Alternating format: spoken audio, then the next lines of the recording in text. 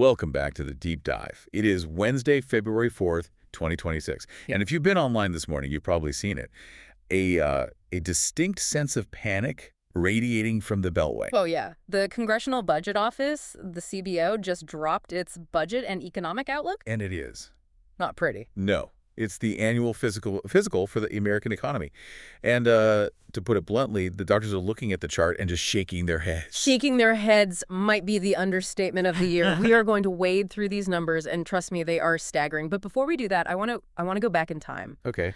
To a moment that, sitting here today, it feels like a total hallucination. You want to go back to the year 2000? I do. Just picture it. The dot-com bubble is bursting. We're all worried about Y2K, but inside the Treasury Department, the vibes were immaculate. It was a completely different world. It really was. Get this. In the year 2000, the U.S. government was officially projected to eliminate the national debt entirely. By the year 2012. Not just balance the budget. Pay it all off. Pay off the mortgage. Zero debt. It sounds like science fiction now. A debt-free America. It sounds like a different planet. But here we are. I'm looking at the CBO report from this morning.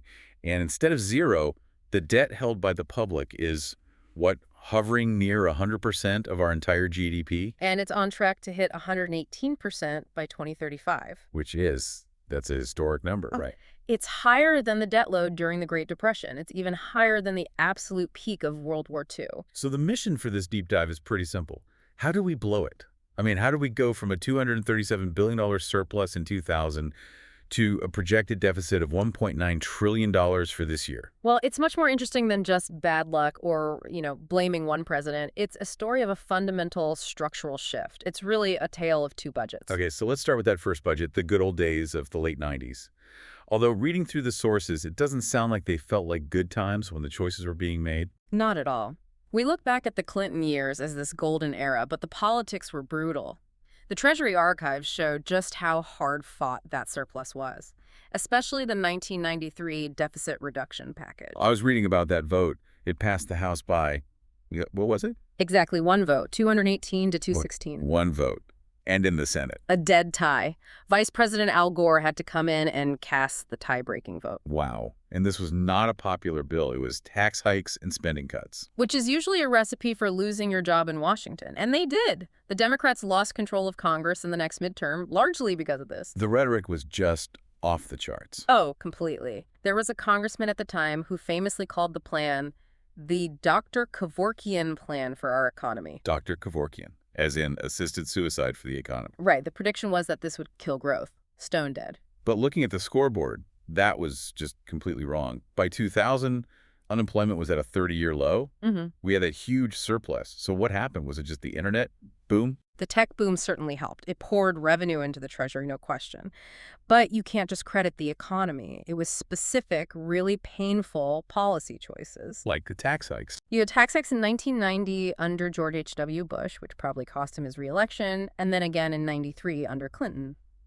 But raising taxes is only half the story, isn't it? Usually when Congress gets more money, they just find new ways to spend it. And that's where the 90s were different. They had a mechanism called the Budget Enforcement Act. It introduced a concept called PA-go. Pay as you go. Sounds simple, but it was revolutionary for Washington. The rule was, if you want a new program or you want to cut taxes, you have to pay for it. So you had to find cuts somewhere else. Or raise revenue. You couldn't just add it to the tab. It imposed discipline. And then you had the third factor, the one we always forget, the peace dividend. Right.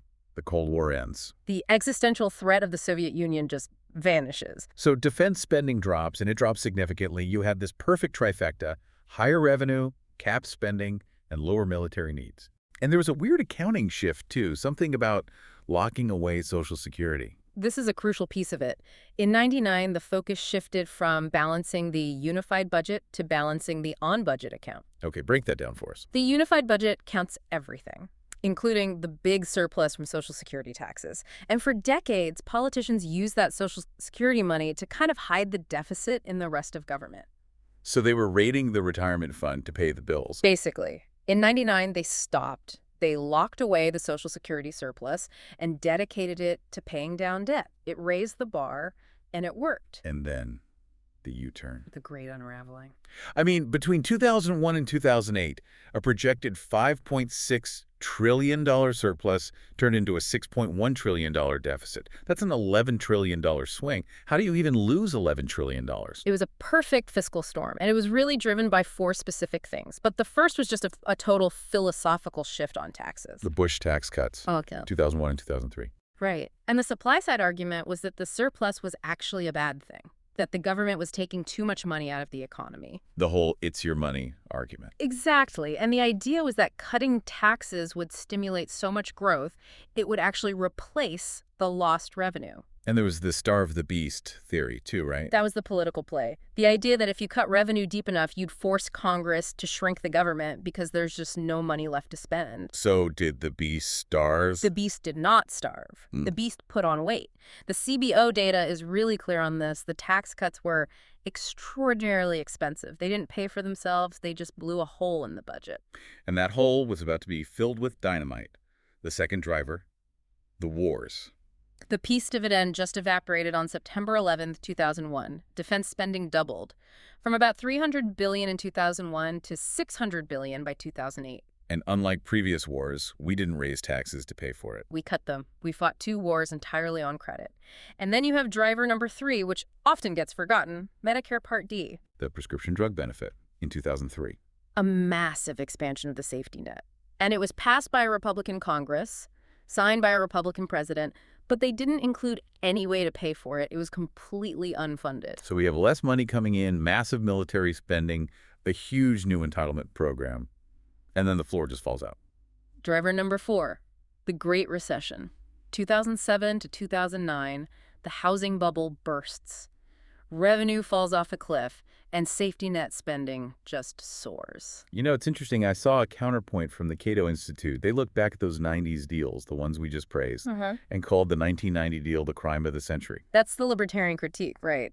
Their view is that these grand bargains are always a trap. How so? They argue the tax hikes always stick, but the promised spending cuts never really happen. So at the end of the day, government just gets bigger. And looking at the 2000s, it's kind of hard to argue with them. Okay, so that sets the stage. We dug a massive hole. Yeah. And now, here we are, February 4, 2026. The new CBO report is out. What's the damage? The hole is getting deeper, and the sides are starting to cave in. Let's hit the headline numbers from today. For 2025 alone, the deficit is projected at $1.9 trillion. 1.9. And over the next decade. Cumulative deficit, $21.1 trillion. Those numbers are so large they don't even feel real. It's like monopoly money. But here's why this report feels different. It isn't just the size of the spending, it's the composition. We are now entering the era of the interest bomb. I saw the statement from Jody Arrington, the House Budget Chairman. He pointed out that interest payments will exceed defense spending this year. Think about that. We are spending more money to service the debt of the past than we are spending on the entire United States military today. That's unbelievable. According to the CBO, net interest costs are hitting 3.2% of GDP. That's near post-World War II highs. But after the war, we paid it down. We grew our way out of it. Right, we had a baby boom and a manufacturing boom. Exactly. Today, the projection is that by 2055, interest will consume 28% of all tax revenues. Imagine if nearly a third of your paycheck just vanished to Visa before you bought anything. And it's not like this is wasteful spending. We can just cut. Right, the drivers are more structural. It's demographics. Pure and simple. We are an aging nation. The report is clear. Social Security and Medicare are driving the spending growth, and we have a very hard deadline coming. Trust funds. Specifically, the Social Security Old Age and Survivors Insurance Trust Fund. The CBO projects it will be completely depleted by 2033. That is 7 years from now. So what happens then? Does it just stop? Under current law, benefits would be automatically cut across the board to match whatever revenue is coming in. We're talking about a 20, maybe 25% cut for every single retiree overnight. But it seems like Congress is actually hitting the gas pedal. I was looking at the appendix. They mentioned the Social Security Fairness Act. A classic example of the disconnect. That act increased benefits for certain public sector retirees. You can argue it's fair on an individual level, but macroeconomically, it just added billions to the deficit and made the trust fund drain faster. We're accelerating toward the cliff while arguing about the radio station. And don't forget the American Relief Act of 2025. It provided disaster relief, which is needed, but it also rescinded funding for the IRS. Which sounds great if you don't like audits. Sure, but the CBO scores that as losing money. If you have fewer agents, you collect less revenue. Yeah. It's a double whammy for the deficit. Okay, so spending is up, interest is eating the budget, the population is aging. The obvious question then is why don't we just raise more money? We did it in the 90s. Well, this brings us to what you could call the revenue trap. And this is where the CBO report gets a little tricky. What do you mean? Well, the CBO is required by law to make its projections based on current law. Okay. And under current law, the big individual income tax cuts from the 2017 Tax Cuts and Jobs Act, they're all scheduled to expire at the end of 2025. That's basically now. Right. So the CBO model assumes that in less than a year, taxes are going to go up significantly for millions of Americans. But what are the political odds of that actually happening? Zero. Absolutely zero. No one wants to run for re-election on the biggest tax hike in a generation. They'll extend them. So you're saying this scary CBO projection is actually the optimistic one? That's what the Peterson Foundation is pointing out, yeah. If they extend the tax cuts, the debt trajectory goes from scary to, well, to vertical. So we're trapped. Let the taxes expire and maybe tank the economy, or extend them and blow up the debt. And the debt itself creates economic drag. This is the crowding out effect the report mentions. Right, crowding out. What does that actually mean for someone listening? Think of the economy like a room with a limited amount of oxygen. That oxygen is available capital money for loans. When the government runs a $2 trillion deficit, it has to borrow that money by selling bonds. It just sucks a huge amount of the oxygen out of the room. So there's less left for businesses to borrow. Exactly. Or what's left is way more expensive. Interest rates go up for everyone.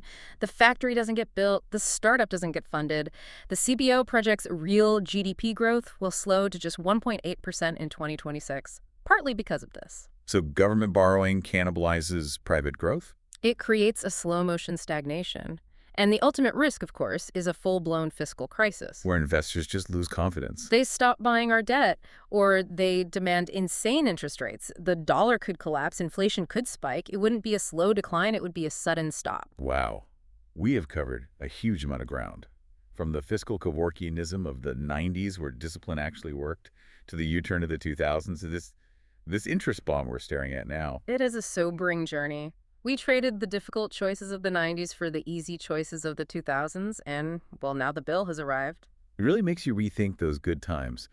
Were we actually wealthy, or were we just running up the credit card? That's the question. And I think to wrap this up, I want to leave you with a thought on what this all means, on intergenerational equity. Go on. Back in 2000, the Treasury Secretary at the time said we had finally stopped worrying about the fiscal burden we were bequeathing to our children. We thought we had solved it, handing them a clean slate. Can do. Today, with debt projected to hit 169% of GDP by 2055, that's a number Chairman Arrington cited from CBO data, and with growth slowing to, 1.6, 1.8% a year, we have to ask a really hard question. What is? Have we essentially spent the next generation's prosperity before they even had a chance to earn it? That is heavy. But looking at these numbers, it feels like the only question that matters. The numbers are just the symptoms. The disease is how we value the future versus the present.